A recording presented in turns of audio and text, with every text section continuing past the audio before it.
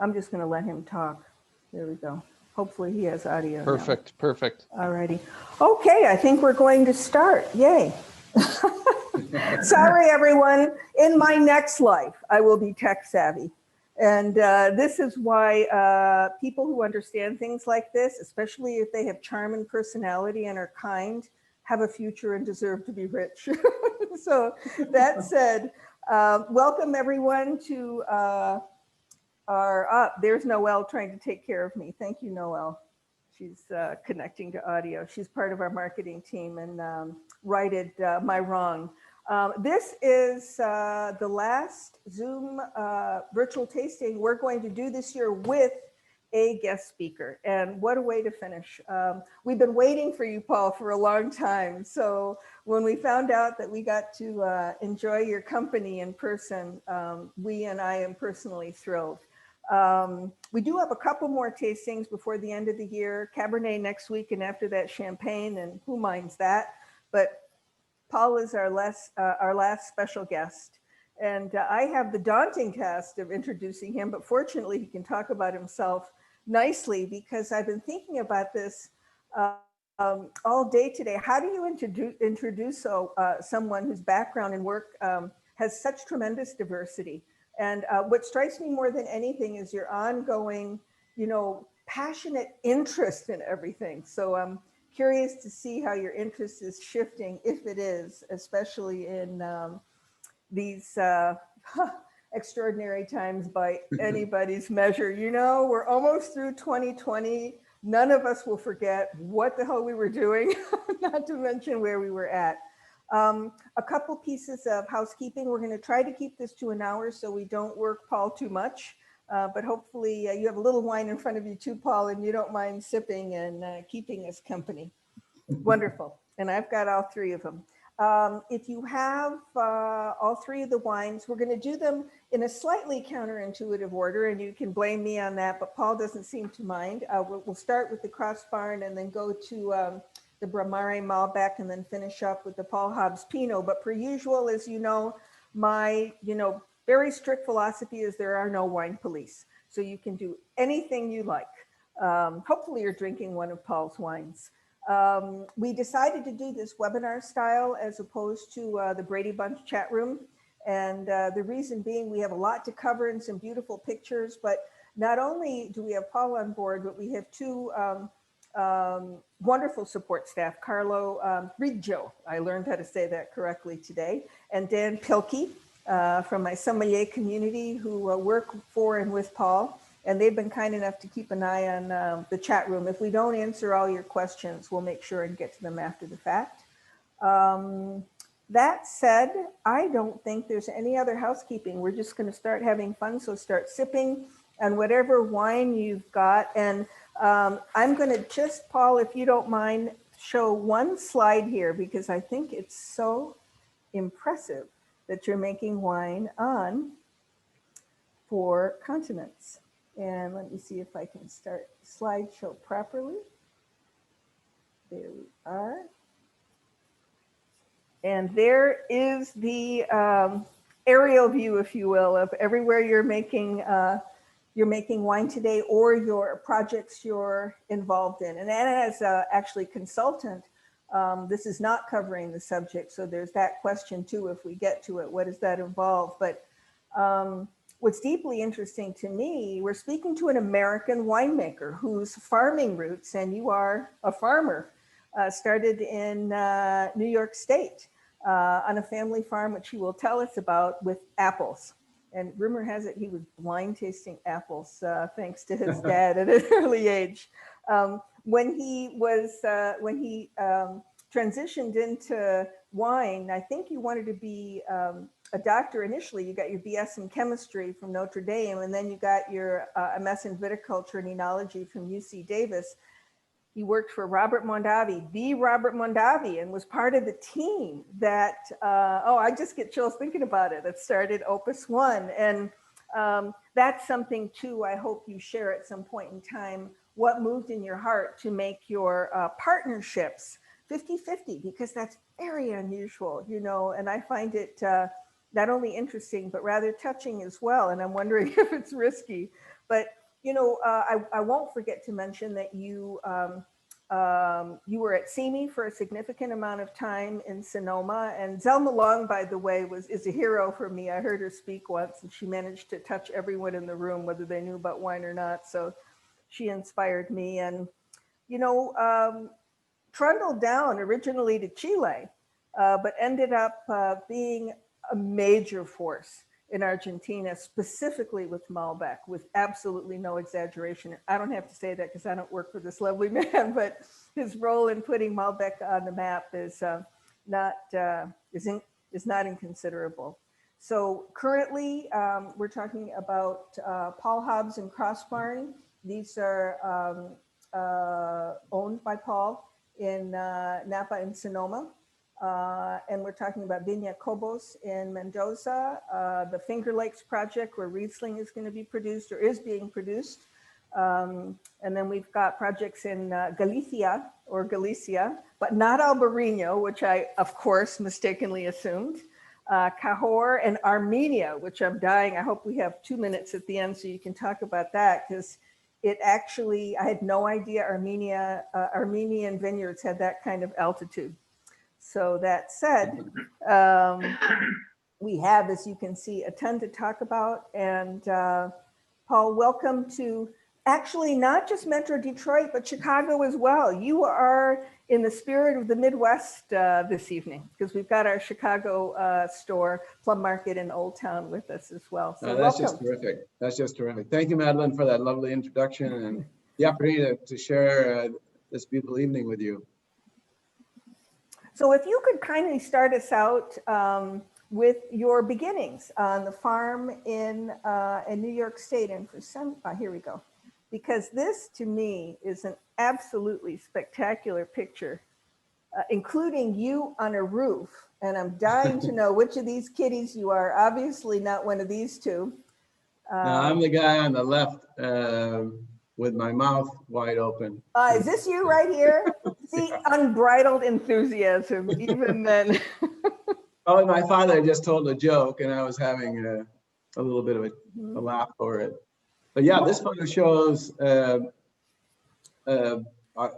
family homestead that was built in the mid 1800s. This photo is circa late 1940, early 1950, and shows the house that my grandparents, my great-grandparents, and then later we moved into the same house. And the barns that make up this right down here, yeah, that's, you have the horse barn. The one that I'm on top of the roof there, that's called the CrossBarn. So that's in honor of the wine. Oh, that's where the name comes from. Okay, yeah. Cool. And so it connected to the big barn, and that formed a little courtyard where our brothers and I have 8 brothers and 2 sisters. And so, but we were born in a house nearby. Just this is a fruit farm, and my parents took over the farming by 1952 when my brother Lindsay was born, and so they took over management of the farm. And as we grew up, we became, well, my parents said the reason they had so many children was they needed a labor force, and my mother said Dad also wanted to repopulate the United States after the war, something like that. So things of that nature. But it was a true working farm. I mean, we worked basically every day, and it was a great experience. And when you tell the story about the apples and the wine, it was my father that first implanted this concept of terroir, a sense of place, or the importance of place and how it impacts people and things like fruit. And so my father initially just put me in a tasting. We had 6 apple farms, and he'd put 6 apples in front of me, all of the same variety, like a McIntosh, for example. And my job was to match the apple to the farm. At first, I thought that was an impossible task, but curiously, you know, with practice, I could do it. And then he blindfolded me so I couldn't cheat by looking at the color or the shine on the apple or the size. Oh my, he blindfolded you? So you just had your sense of smell and your sense of taste.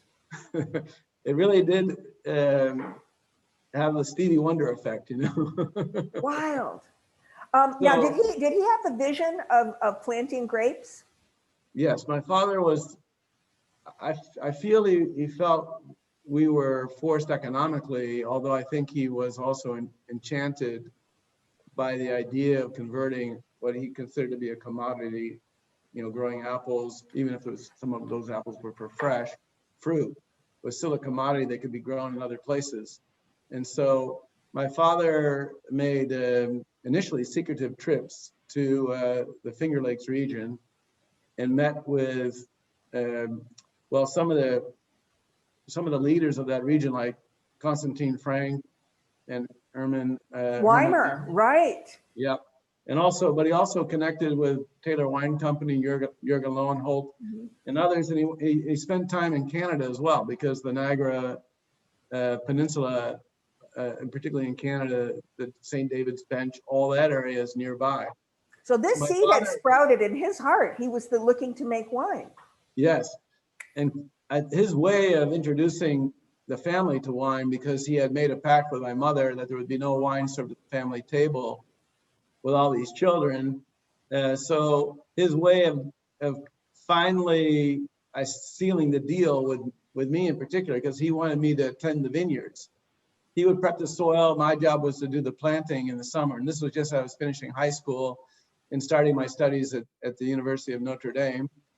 And so my father brought home a bottle of Chateau Yquem, but poured it into Dixie cups.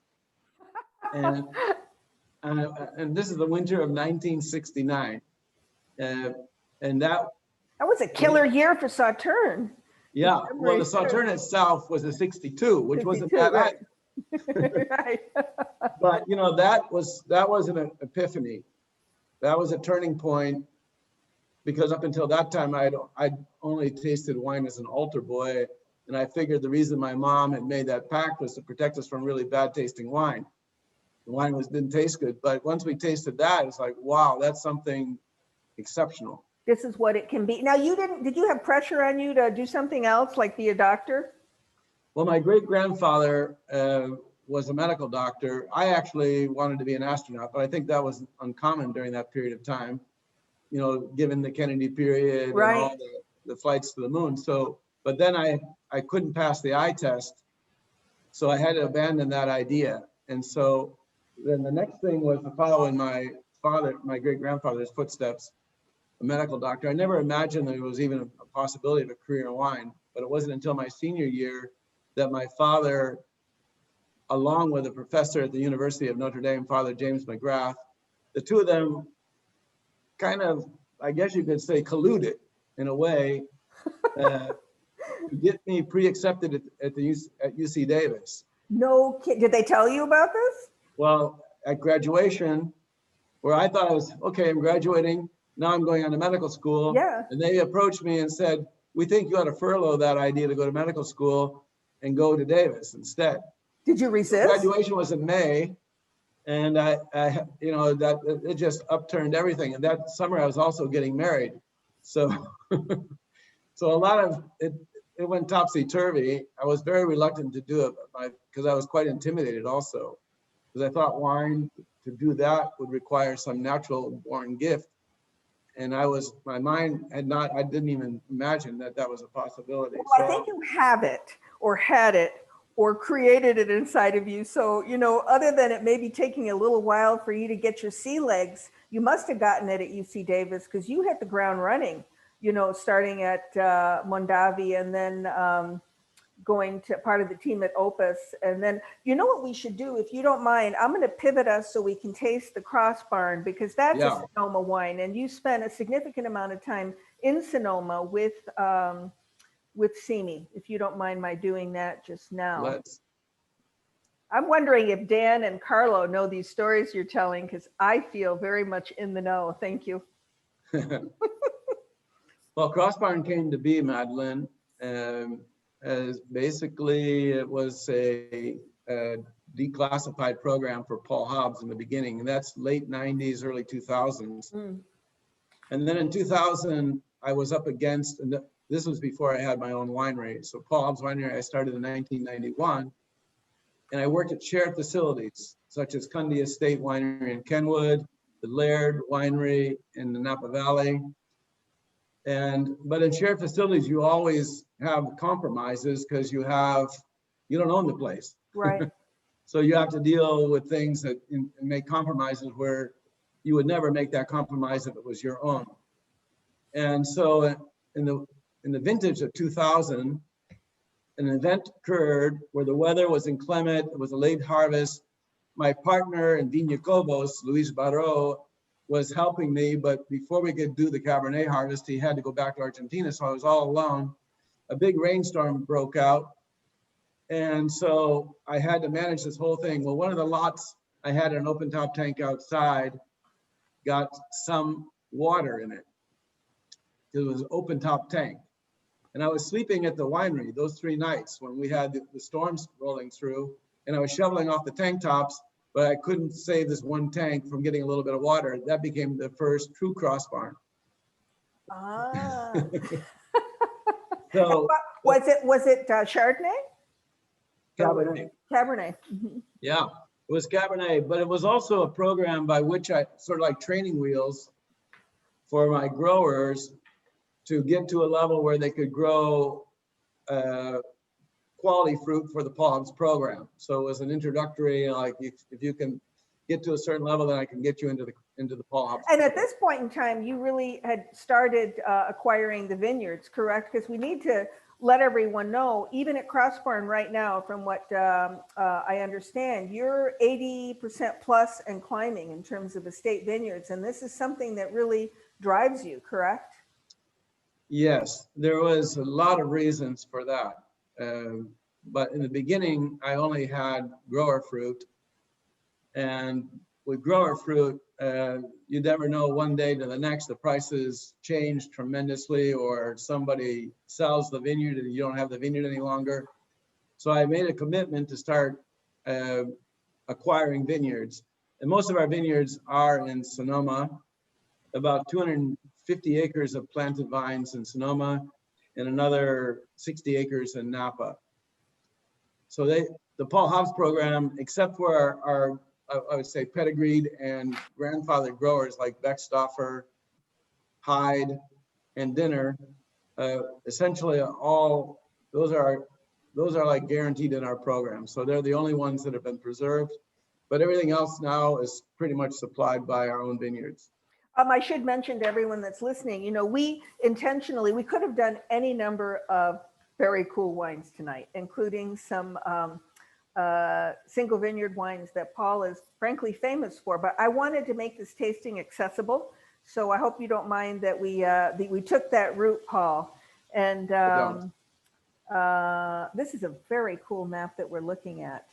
So the winery is located, where is the winery? Right by the Sebastopol, where you see this right here, yes. Logo, yeah, with the barns. And so that's sort of like right in the heart, the western edge of the Russian River appellation. Mm-hmm. And that big grayed out appellation that you see there, that's all Sonoma coast. All of this, it's like, I always think it's like Texas, you know, it's just huge, right? It is fairly good size. Now, correct me if I'm wrong, CrossBarn was originally, and I think this is, I don't know, the stars were in alignment on this one. It was an apple cider facility, is that correct? Yes. And I do think, well, I ended up in the Sebastopol area we call West County, partly because I was enchanted and charmed by this. This is like California's apple growing region. And so it just felt like home to me. And the vineyards and the apples have gone back and forth. Sometimes vineyards have been pulled out and apples planted and so on and so forth. So it's gone back and forth. But today it's still home to a lot of apple orchards. And this is a killer shot. This is a shot, well, you can see out over the ocean here. And this shows the coastal mountains, which are older in geological time. So they're rounded and soft. And of course, this is the fog that is essential for both our grapes, these Burgundian grape varieties such as Pinot Noir and also Chardonnay, both thin-skinned varieties, are bathed and cooled by the fog. Otherwise, if we go one valley in, Napa, which also does get fog, but not nearly as much, would be probably too warm and too dry for these varieties. I'm going back to this just to show people, forgive me for interrupting you, that here's San Pablo Bay, right? Is the fog coming in from the Pacific though, correct? Correct. And cool air is funneled in through San Pablo Bay. Do I have that right? That's perfect. What's the difference between breezes and fog, if you don't mind defining that for us? Say again, Madeline? The difference between breezes and fog. What does fog bring to the table specifically?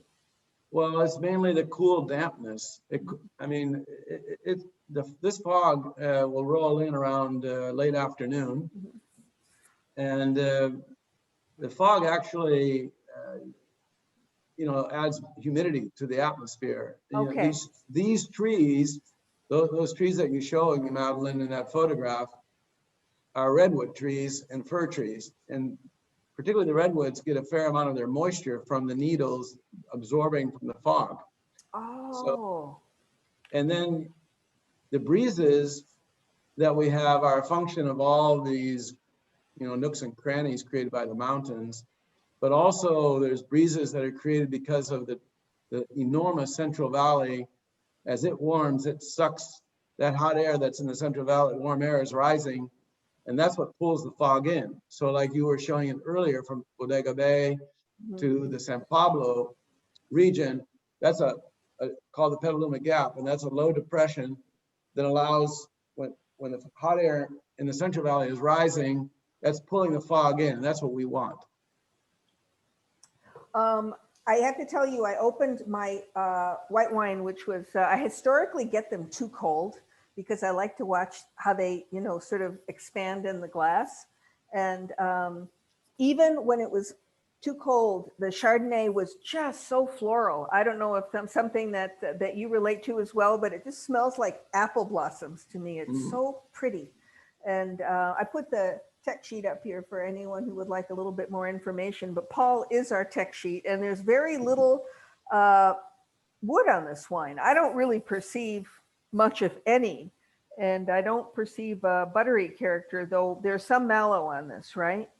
Yes, actually it's gone through a full mallow, but we do it concurrently with alcoholics, so it's very difficult to pick up as malolactic because the buttery notes are consumed. Those precursors that are formed during malolactic fermentation are consumed by the yeast. So you really don't detect it as malolactic, but we use that to kind of balance the acidity. Because the malic acid is, as you know, apple acid is pretty racy. Right. And crunchy. So just to give it the right balance, we send it through the malolactic fermentation for more creaminess from milk acids. So great mouthfeel on this, but I'm glad I'm not having a bad tasting day because I didn't get much butter. It didn't command my attention. What I get is this beautiful pear apple fruit and flowers, and a nice, smooth, dense mouthfeel. This, by the way, I'm going to bring to everyone's attention. Hand harvesting at night is an important point for you everywhere, correct? It is, although we've had difficulty getting other countries to accept this approach. Argentina in particular has been a challenge because at 9 o'clock at night, they want to be out on the streets dining and they dine late anyway. So night harvesting is not really something easy to get them to do, but after about 10 years of effort, I think finally we've got at least some folks convinced that's a good way to go. They probably think you're the crazy foreigner, right? Probably. I mean, do you have to pay them a little bit more to do it, or does it just require? Initially, yes, we paid them more. Yes. In fact, we even had to get their photograph on the front page of the local paper. All those things helped. Well, but the night harvesting really, I mean, this wine is made with a highest quality approach, and this is what they would do for the very top wines of Burgundy, for example. Not the night harvesting part, but the hand harvesting, whole cluster to press. And then there's no fining, there is a filtration. And then a portion of this wine is also fermented with indigenous yeast, which we're very proud to be able to do. But this only has a short residence in the winery. We're 6 months in the winery, and then we bottle it. So we're just looking to preserve the freshness. One of the notes that I really find attractive to this wine and totally appealing is that there's a flintiness, like a slight struck match. What do you attribute that to? Honestly, if we were in Burgundy, I would attribute it to the soils because there is flint, and when you strike it, it's sulfur notes in the soil. So like flint struck, and you get that burnt sulfur. And this has some of the same characteristics. We do have some flintstone, so I suppose it's from that. But there may also be some reductive characteristics that are generated by the yeast. And everyone, just to remind us all that reduction is the opposite of oxidation. And it's something that the Burgundians, especially when they're making white Burgundy, are kind of almost obsessive about, you know, being super careful. But this doesn't smell reductive, it smells just beautiful. So thank you for not overdoing it on that point. So, you know, going back now, since we're going to transition to Argentina, I want to tell the mini story. You're going to tell it, but you literally tripped into Argentina from Chile because you went down there checking stuff out. And it's thanks to, if I have the story right, Nicolas Catena's brother, Jorge, that you ended up over the Andes and into Argentina meeting Nicolas. And I said Catena, but it's Catena. I've been trying to correct Catena for a long time. But Chile was your original intent, but it didn't turn out that way. Yeah, those are the years, Madeline, where I was working at Simi, and then Simi became part of the when LVMH was formed, Hennessy, we became part of that empire because we were owned by Sheffield and Somerset out of New York. And so, and they were the importer distribution arm for Moet Hennessy. So we became all part of this one big, enormous luxury company. And I was promoted to a officer, one of the head officers of the second Tizama. And but it meant a lot of time in the office. And so I decided this was a turning point for me, what to do with my career. After having a phenomenal career, Robert Mondavi, and also with Zama at Simi, I just felt maybe this was the moment to go off and explore how I might enter my own world. So that's when I started Paul Hobbs Winery, or began the quest to start it. The thinking began in '88. The actualization didn't occur until '91. I went down in '88, March of '88. So this would be one of the earlier photographs. Great picture. No glasses in this picture though, but you said. Yeah, we can take them off here. No, there you are. You look the same. Here you are. Well, this is an area now. If you were to stand where I'm standing here, there was nothing here, totally wild. This is the Valle de Uco, higher up on the shoulder of the Andes. In August. Here are the mountains, if everyone's not seeing it. And I've been lucky enough to have gone to Argentina, and it's just stunning. You know, it's you go into the foothills, and it kind of stops your mind. Actually, before we go into, well, we can talk about this. I can just show the map, but I didn't know this. Nicolas Catena, who, you know, gets a lot of credit for, you know, his Malbecs, you know, setting a standard for Malbec and putting Malbec on the map. But he originally wanted you to make Chardonnay, correct? Well, Nicholas's goal is sort of reasonable. He's a very logical thinking, educated at Columbia University, where he was earning his PhD in economics. So I think you can understand his mind.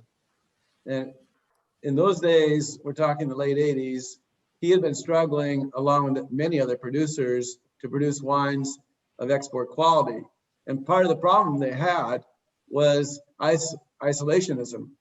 The government in Argentina for up to about 40 years had been closed to importing anything. And so they had a very strong economy, and they isolated themselves from the rest of the world. So their equipment was, just run down, dilapidated, and so on and so forth. Their wines, their vineyards were very good. The farming wasn't very good. And the wineries were just totally in the rear view mirror. So it just so happened that Nicholas was also an advisor to the new government in Argentina and Buenos Aires at the time. And he was aware that there was some political changes afoot, and he knew that the clock was ticking. So this whole thing was serendipitous. I mean, I had planned the trip not to go to Argentina, and I got thrown out of Chile. That's another story, because I brought Jorge Catena into Chile. He was a spy, right? They considered him a spy, and I brought in a spy. That's right. So, and then Catena didn't want to make Malbec. He forbade me to make it, but we made it anyway. What? Because the benefit was he lived in Buenos Aires, so he was never around. Oh, so wink, wink, nod, nod. You dealt with this viticulturalist, and correct. There you are, right? Making Malbec, and it evidently was very well received by American press. Is that right? Correct. Yeah. You probably remember the name Tom Stockley writing for. Oh yeah, absolutely. So Tom was the run. Tom really deserves the credit for changing Catena's mind. I got to tell you, this story is just so gem-like. And, you know, I really think the angels were using you to put Malbec and Argentina on the international map. Because do you want to know now? I don't mind admitting to you, I'm a sommelier. I belong to the MS community. And Malbec, over the last several years, is now considered classic. We can identify it from Argentina specifically, and we use it in blind tasting. So I'm going to say thank you. I don't know if all the candidates thank you, Paul. But I was saying Bramare until I realized we should be saying Bramare. But can you quickly tell us about the geography here? Because I have to look this up on the map with regularity. Here, everybody, are the Andes, right? Yeah, so here you see South America in the upper left-hand photo, and then Mendoza in the center photo is the province of Mendoza. About 1/3 of Mendoza is arable. 1/3 of it is covered by the Andes Mountains, and then the other eastern portion is too desert, is too dry.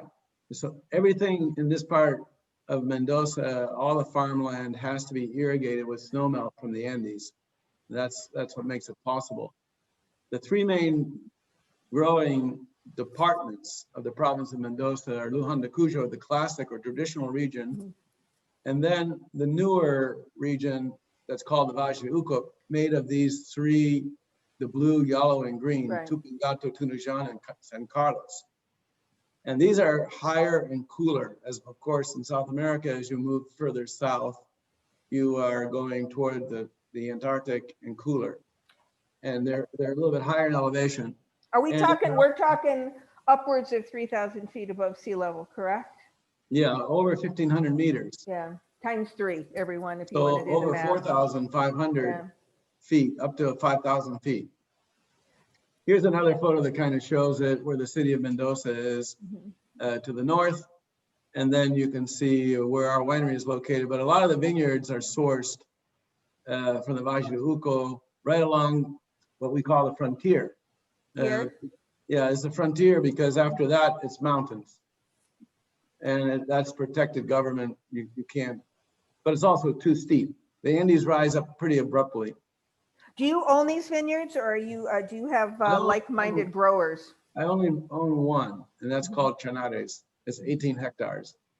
Well, the winery I own one personally. The winery owns 3, and then we buy from growers. I have to tell you, as an aside, Dan Pilkey and I traveled to Argentina together about 10 years ago, right when I started with Plum Market. And I think that was his first trip to Argentina. So we shared he's probably been back since, but I have not. And I was going to ask you a question, but I know what I was going to ask you before we even talk about the wine. This is a 50-50 partnership. Is this correct? Can you address that whole I used the Opus One model. Basically, I thought that was a good model based, it seemed to work well for Mr. Mondavi and the Baron Philippe Rothschild.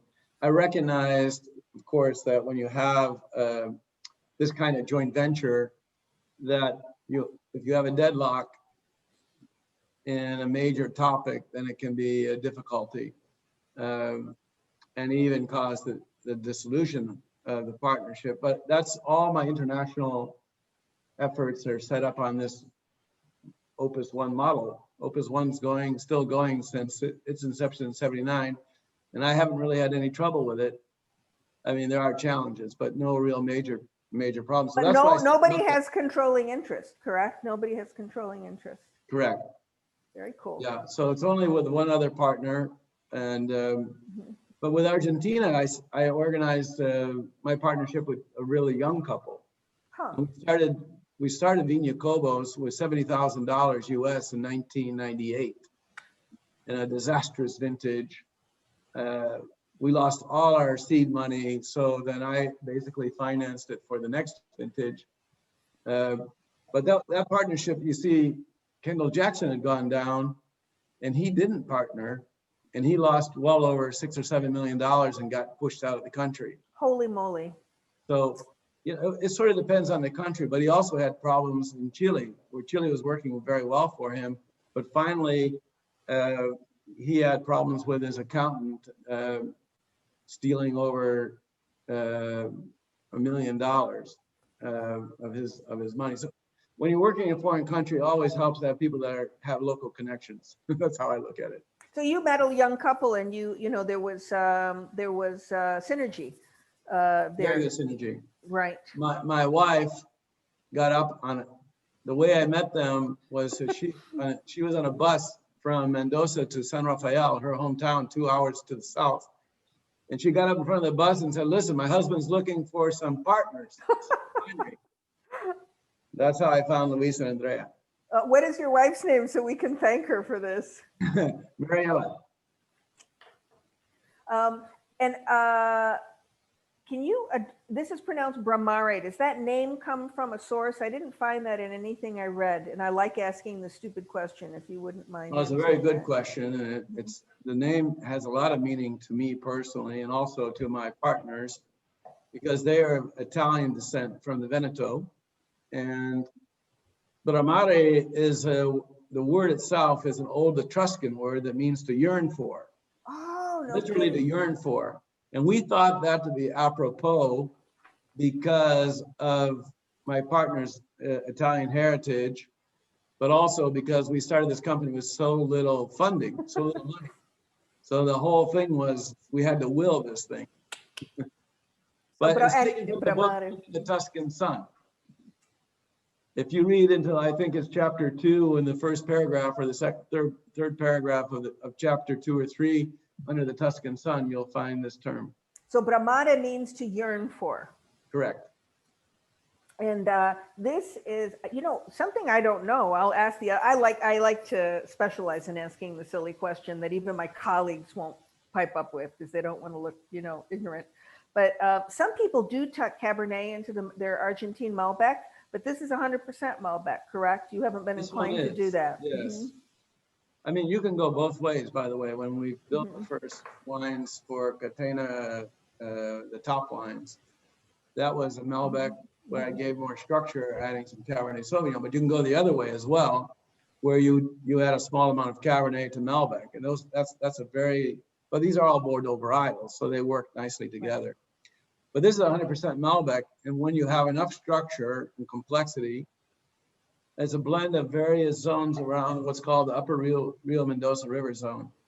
And so that's like a studying of the right bank of Bordeaux. That's kind of what we did, was a study of around the Upper Mendoza River Zone from the areas, the smaller subregions of Agrello, Pedriel, La Lunta, and so on, and Las Compuertas. So it's a blend of Malbecs from that choice zone. And let me ask you something that's been on my mind, the whole issue of terroir, because we talked about Luján de Cuyo and the Uco Valley. So we're talking northern region, southern region, the broad strokes. In addition to the altitude, is there anything else specific to the to terroir differences in those zones? Yes. There's more radiation for the altitudes, means there's more direct sun, of course. So altitude has that, but the soil. That's what I want to know about, right? Our you know, Argentina, Mendoza, along that spine of the Andes, on the eastern side, the leeward side of the Andes, is less abrupt and feathers out into long alluvial fans that are huge. These things run for miles. And you could have a 30-mile long alluvial fan. That's basically a wash off the mountains. like you would see if you drove to Death Valley, California, for example, and you see those alluvial fans, but these are just on a magnitude significantly more grandiose.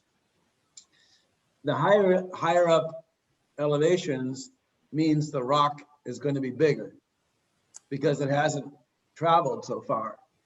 So, and it's also younger soils. So as you get further away from the Andes, the soils are older and they're finer.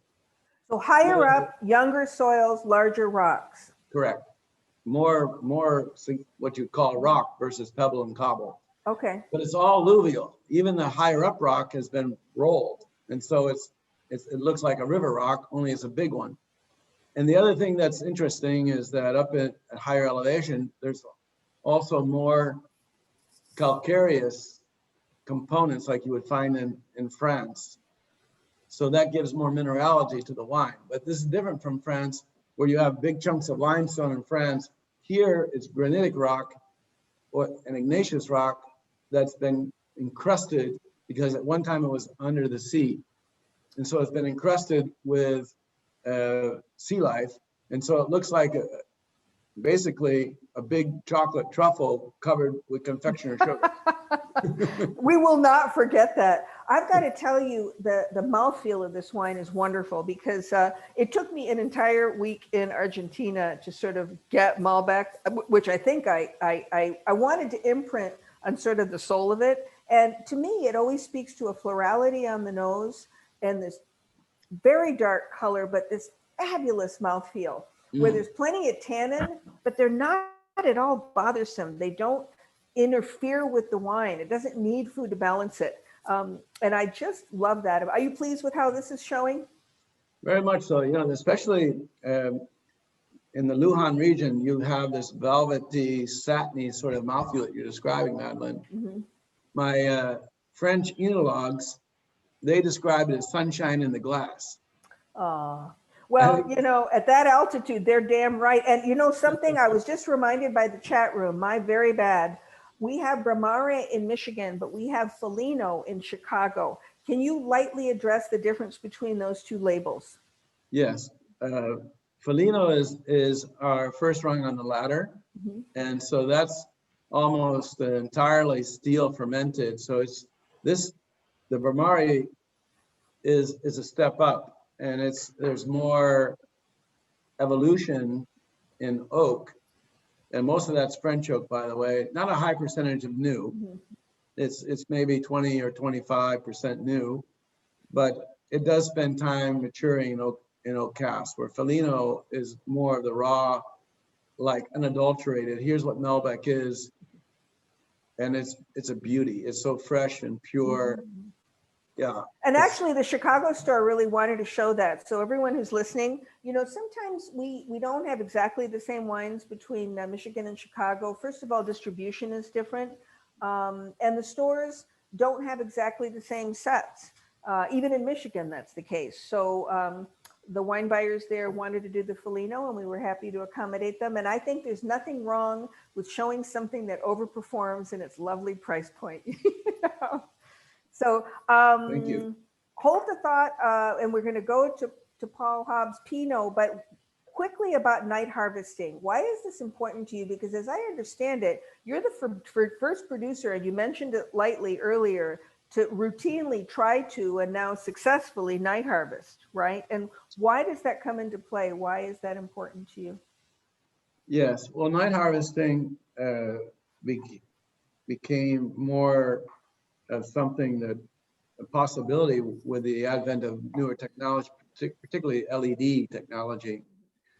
And we recognized even in the 80s, even in the 70s when I was at Robert Mondavi, we recognized that if we could harvest at night, that would be superior in terms of quality because we wouldn't be picking warm fruit. But we didn't know how to pull that off without huge equipment and lights and flooding. Now we can night harvest with just an LED lamp, like right here, right? When we want to barbecue at night outside or something.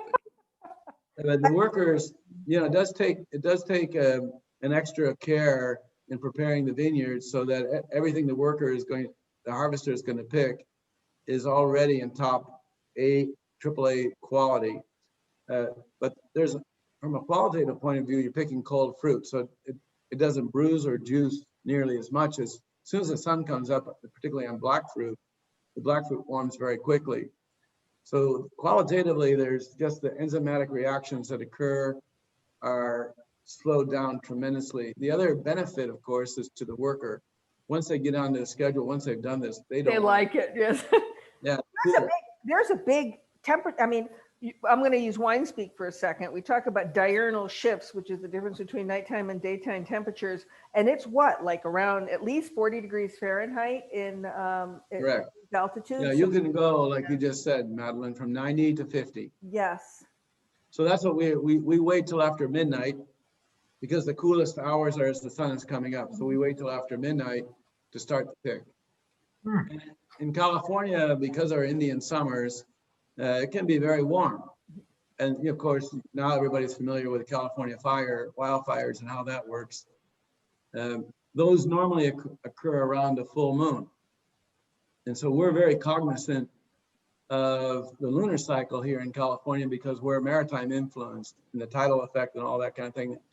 And this is not smoke and mirrors. I mean, it's not voodoo, right? It's not voodoo. Right. But you know what, actually you mentioned, and please address this, while everyone stares at this jaw-dropping winery shot to me, because everyone talks about trying to, make their buildings, meld in the landscape. And I really feel that this landscape produced these buildings. So, kudos to the architect. But can you please speak, because everyone's concerned about what effect the fires have had on your production in California? Well, fortunately, I mean, this is a very location dependent situation. So if you're near the fires, then probably either through smoke damage or direct damage from the fire itself, the fruit would be destroyed. We were south, and so almost everything that we had, or we were closer to the coast and away from the fires and away from the winds and so on that would carry the smoke. So we came through fine. It's sort of like the COVID thing. I mean, some people are going to get, it's just a bit of luck, and we had nothing to do, obviously, to control, but we just got lucky and threaded the needle. But there's a lot of vineyards that did not get picked. And sometimes the difference is a matter of miles. Sometimes that's all it would take. So it sounds to me like you're very thankful to the unseen factors at play here. Very. I mean, really, this was a very scary vintage because fire started on August 17th. Before the vintage, we didn't start picking until August 26th. So right before the vintage, right. I've never seen that. Although in 2008, we did have fires as well. And yet the wines turned out beautiful, but they came much earlier. They were in late June and early July. This is your winemaker, right? And this is a tank named after her, rumor has it. You know all the good juicy details. I've been talking to your guys, this is That's Jenny. Yeah. And this is the way, when you're making Pinot Noir, so that's what we're tasting in glass 3, of course. And this is a tank actually modeled after my first trip to Domaine de la Romanée-Conti and Domaine du Jacques, a couple of other different places there. And I was trying to figure out what kind of basic tank arrangement would be best for Pinot Noir. And they had these things that I called elephant troughs. Huh. I don't know what they exactly called them, but they were made out of oak. They were waxed with paraffin on the inside to keep them from leaking. They didn't look very sanitary, but they were making amazing wines, obviously. So when I built these tanks, they're pretty much designed so you can walk around them. There's a jacket underneath so we can control the temperature. Are they cement? And they're made of, we have cement, but most of them are made out of steel. And if you look at Domaine de la Romanée-Conti today, theirs are all stainless steel with a computerized foot. Our computerized foot is Jenny. So this is called the Murphy tank because her last name is Murphy, correct? Yep. Jenny Murphy. I want to meet Jenny Murphy, she's making. So we call it the Murph tank. Yeah, the Murph tank. Okay. Really, by anybody's measure, this is the thumbprint of Russian River Pinot Noir, and I'm getting slightly ahead of myself, but I don't mind talking about this wine just because from the color to the smell, which is, if there's such a thing as a black strawberry, this is it, or a black cherry. So it's got, or dark plum, it's got darker fruit component than, the Pinots that I smell when you go on out a little bit further west. And I'm no expert, with no false modesty, but I just love the presence of this Russian River Pinot that's still lifted, Paul. It's not heavy-handed, it's not clunky, it's mouth-watering, it's really delicious. So, bravo. Thank you. Night harvesting, here we go. And what's this? These guys are sorting, correct? Yes. You see, night harvesting, the big light is more for effect. But the fact is, these guys could harvest your vineyard. You could be sleeping on the vineyard. It's stealth. You would wake up in the morning, and unless you're very attentive, you might not realize your vineyard had been harvested the night before. And then, of course, berry sorting is something that's been popularized of late. So that's something that we do, but not too much with Pinot Noir, because with berry sorting, you can see the purity. There's not much to sort. Now, if you don't mind me bringing this up, because I think even our consumer friends have heard the whole, not so much controversy, but discussion between whole cluster versus destemming. And you do a little bit of whole cluster, right? Do you have anything definitive opinion to say about this, or how does it figure into your Pinot production, if you don't mind my asking? Well, this is curious that we made a trip back to Burgundy. My first trip again was in the early 80s. The question of whether to add stems, whole cluster or not, you had Henri Jaillet absolutely on one side, right. Domaine de la Romanée-Conti and Domaine on the Vita, other side, right. on the other side. They were clashing, and they both made extraordinary wines. Right, and telling each other how wrong they were, right? Well, you know how much they enjoyed that. Right. So, I mean, I think it's dependent on other factors. Today, as I mentioned, we were back recently in Burgundy talking to some of the young up-and-coming winemakers, but also to older masters, and that conversation is though it never changed, and it's still ongoing. Now in California, when I first started making Pinot Noir on the Paul Hobbs label, I didn't use any stem inclusion, and that was all hide fruit. But then I realized by working with stems in California, we get an added dimension to the wine that adds spice, some savory notes, some earth elements. No bitterness. I mean, I don't perceive it. No bitterness whatsoever. No bitterness. Is it something tricky that you do to avoid the bitterness, or? Not really, no. I mean, no. There were so many myths floating around, like, well, you have to brown stems, but all this stuff, so we've done a lot of experimentation in the small micro vinification lots so we can understand, well, how this thing works. But in California, because we get very little rainfall during the growing season, the fog, yes, cool nights, as you talked about the diurnal effect, how warm it gets during the day, but how cold it gets at night, which preserves the acidity in the fruit. But we could sometimes have too much fruit. And so we wanted, the stem adds another component, but it also has the benefit of slowing down the fermentation rate. Now this I didn't know, it slows the fermentation rate. So what happens as a result? Well, the thing is, when you're putting in a whole cluster, you're not breaking the fruit, right? Right. So this was what really intrigued me at Domaine de la Romanée-Conti, is they would put everything in whole cluster, and then they tromp, and break a little bit, and that would begin fermentation.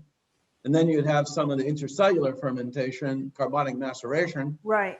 Well, that was giving really fresh, we talked about these fresh, like Michigan wild strawberries. Right. Yeah, that's what you reminded me of. And so those characteristics would come from that. So that had a lot of complexity. And by breaking the fruit slowly, it's like a time release.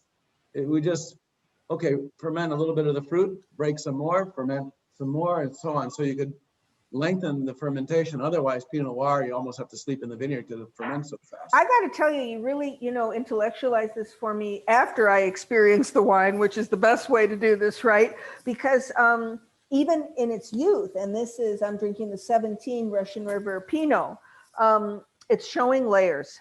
It's not a one-note wonder, because commonly, often, even with really good Pinot, you can have high, there's the fruit, which is usually dominantly red. Here's some clove spice, and there's the wood. Stick around for a little while. I mean, and I'm not being a snob. I mean, this can be very delicious, but this not only has I think the darker aspect of, frankly, being, in the Russian River, a little bit higher alcohol that it absolutely handles perfectly.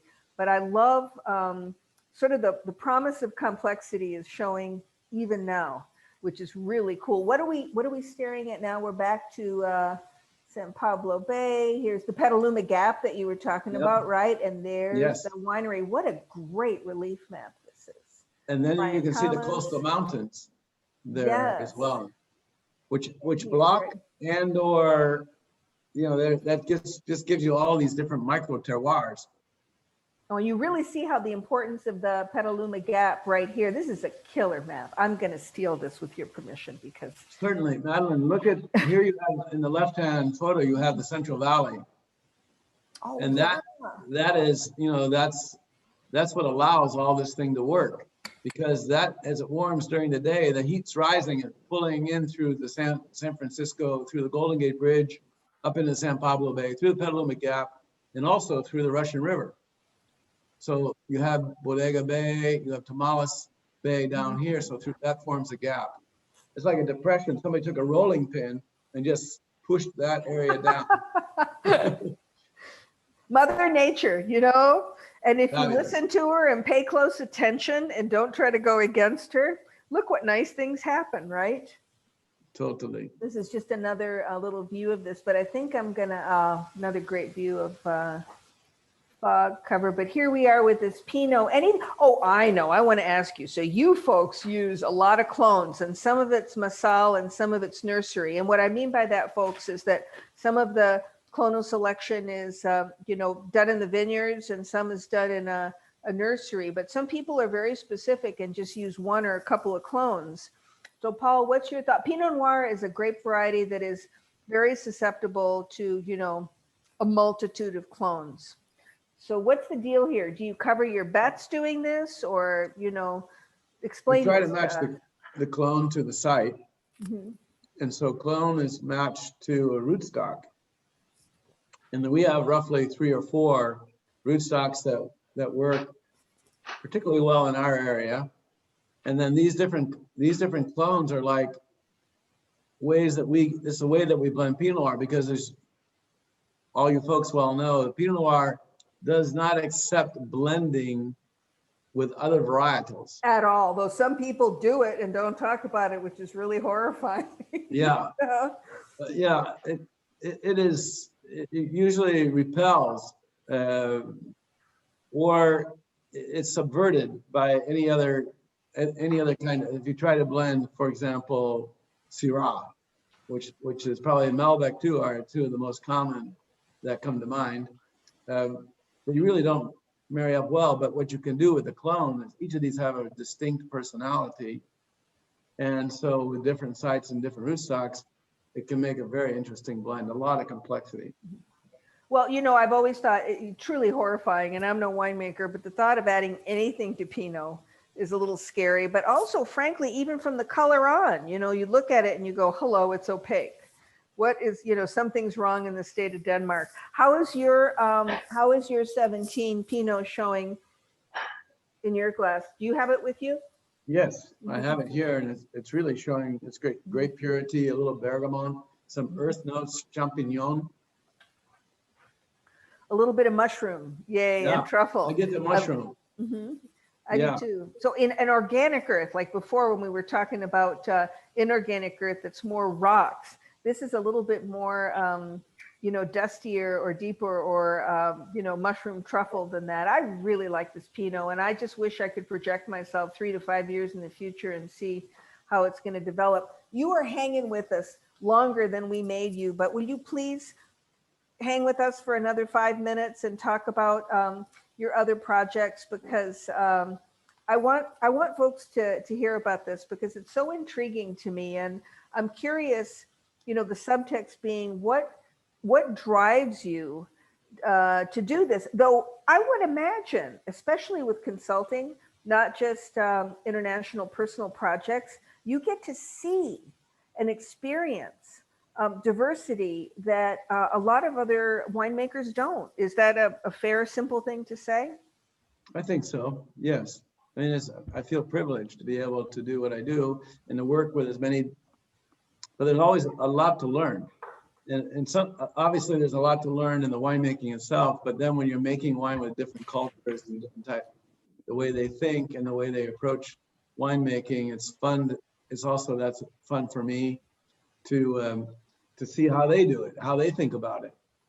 And so if I'm working in Tokaj region, for example, in Hungary, you know, and particularly after the communist, the USSR, they were part of the communist bloc, and then just the mentality of, well, that area is almost lost to its brilliance. And so I was asked to work there to help bring some of those teachings back of how they made the wine.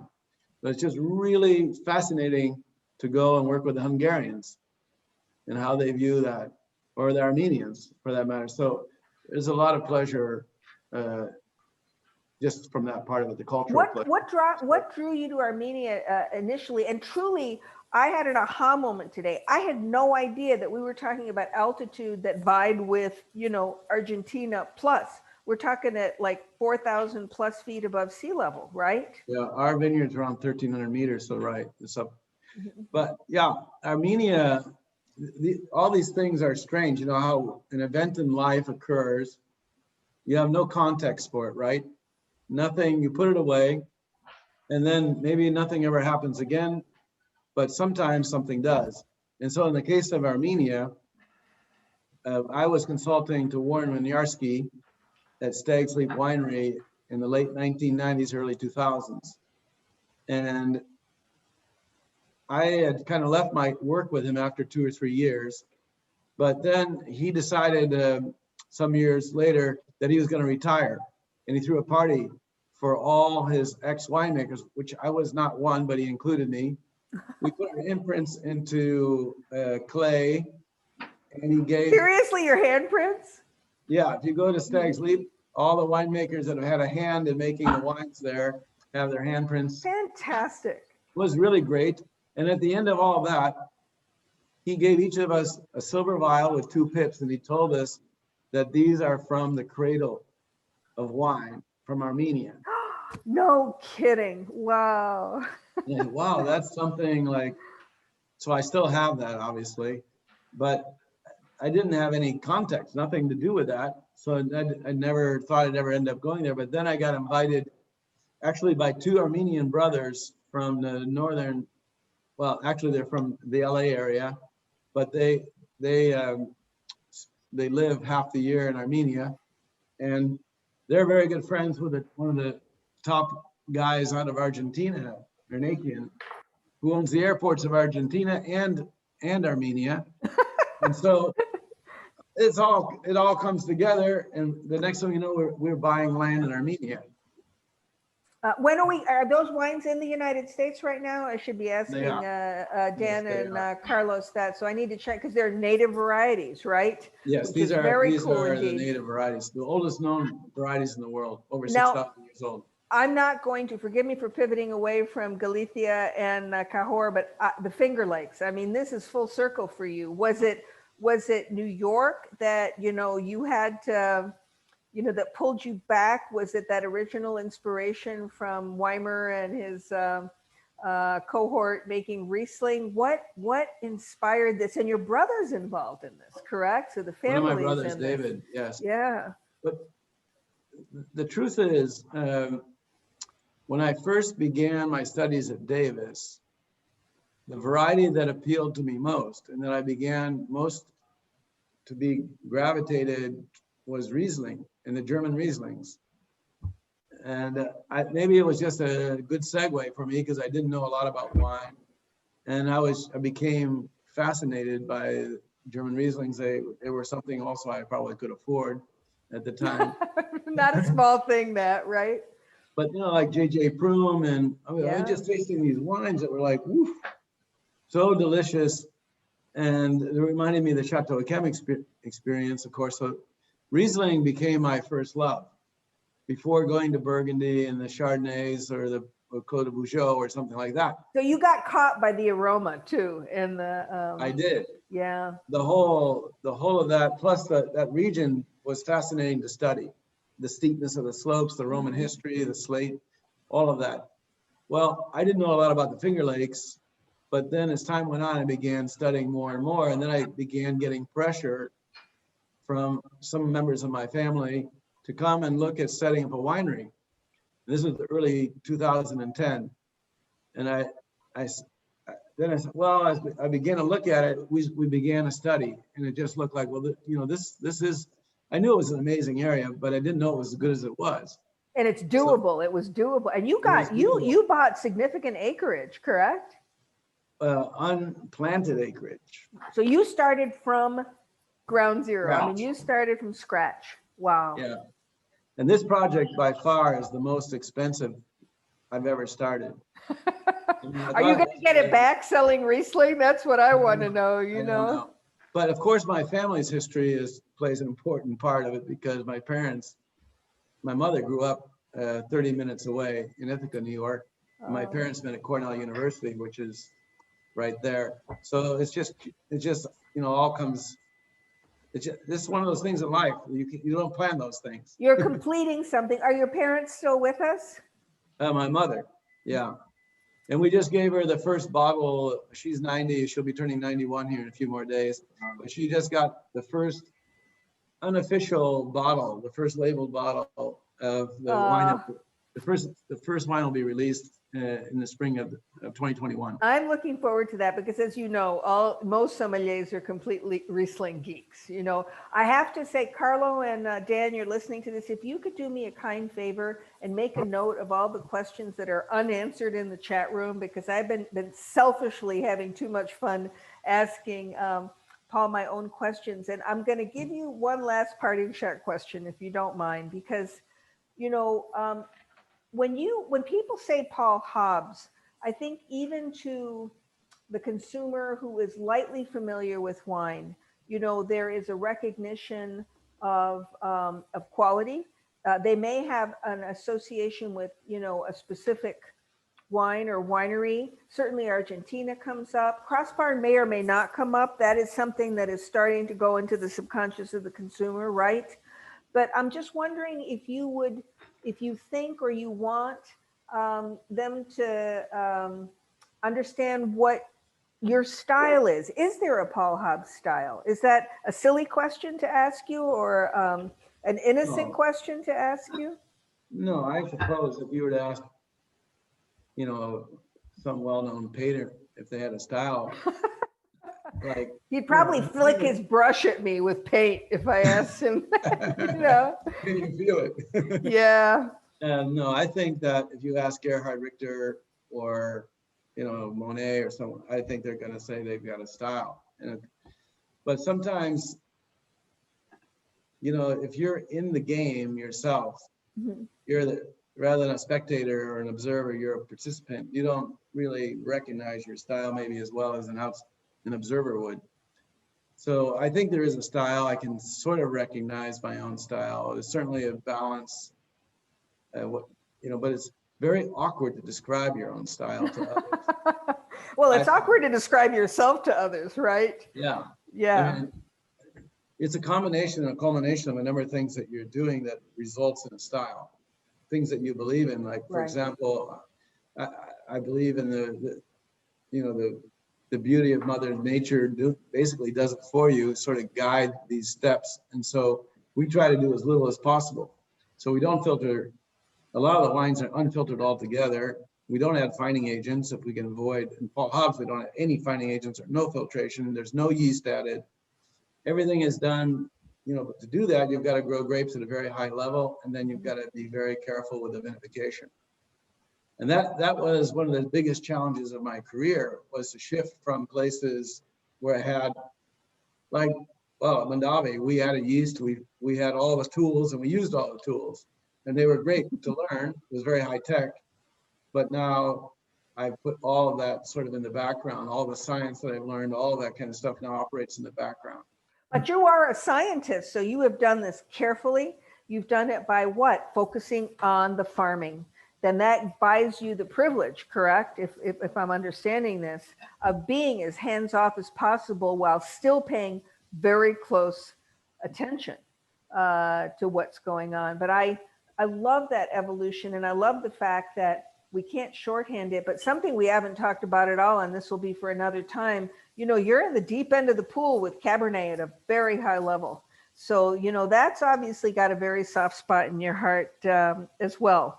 And we're not talking, you know, we're talking about Cabernet that is special occasion stuff and that is, you know, can handle bottle age along with any damn Bordeaux from the left bank or the right bank. I have to tell you, you've been kind enough to hang with us for an additional 20 minutes, and I'm so grateful because you have a friend for life in me, all wine aside. You know, you've been so truthful and straightforward with us. And I can't thank you enough. We're going to share this with some of our other guests. I want to apologize to everyone for the very sort of, you know, less than nimble start due to my, like, you know, tech ignorance. But we'll edit that out for other people can't see, you know, the choppiness at the beginning. But maybe you would be kind enough to come to visit us in Chicago and or Detroit when we can get on planes safely again, you know? I'm looking forward to it. I'm looking for Dan and Carlo just to raise their hand and I'm ready to fly.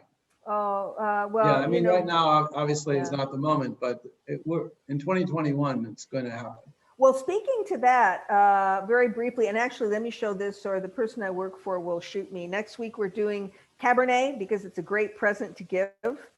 And if that intrigues everyone, just go to the website, go to events, and you can sign up. And per usual, for all our events, there's no ticket price, and you can buy one wine, all three, or none of them. I just like your company.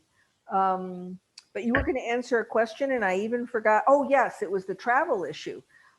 Since COVID, I'm curious how this has impacted your sense of priorities. Are you enjoying not flying around constantly? Has this been is there an upside to this for you? You know, we adapt to the world we live in, and there's always pluses and minuses to all things, I suppose. So yes, there are upsides for sure, and there's been great learnings. And but I will continue to travel, and the travel is probably in a little different way. I normally make 4 trips a year, for example, to South America, but my team has been, well, I mean, they're just so great. So I might reduce the amount of travel that I do, but I do miss it. Well, you must trust your team. I think you probably invest as much in your people, and I mean that sort of intellectually and spiritually as you do with wine. But we'll be very happy to see you here. And hopefully, Dan and Carlo, have you been keeping an eye on the questions so you can feed me, and I can always listen to this again and take a look at the chat room to see if there's anything we need answered. But you were very generous for your time. You're very generous with your openness of spirit. And thank you for making delicious wines everywhere. Thank you, Madeline. Yeah, thanks for hosting this. It's been fabulous. And thanks to everyone for joining. Really appreciate it. Thank you, folks. All the best. Stay healthy, everyone. You know, keep cheerful. Wear your mask, right? And we'll make it through the holidays and into 2021. Thank you for being our last and best guest this year, Paul. Very kind. I appreciate that so much, Madeline. Merry Christmas to everyone. Happy holidays. Take good care. Take care. Bye now.